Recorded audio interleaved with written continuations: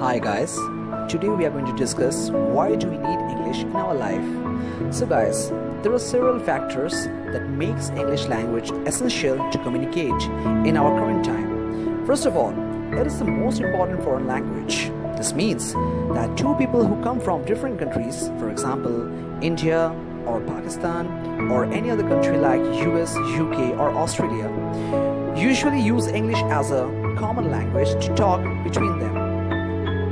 We can also say that English is the best way to communicate, or rather the easiest way to communicate in an international as well as a national level. That's why everybody, or we can say everyone, needs to learn the language in order to get in touch on an international level. Speaking it will help you communicate with the people from countries all over the world, not just English speaking, but actually English is all about expressing your feelings in the international level.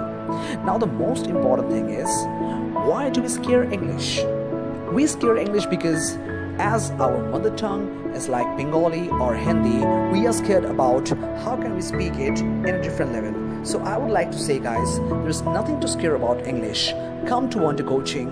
We are over here to give you the actual classes of English. Thank you.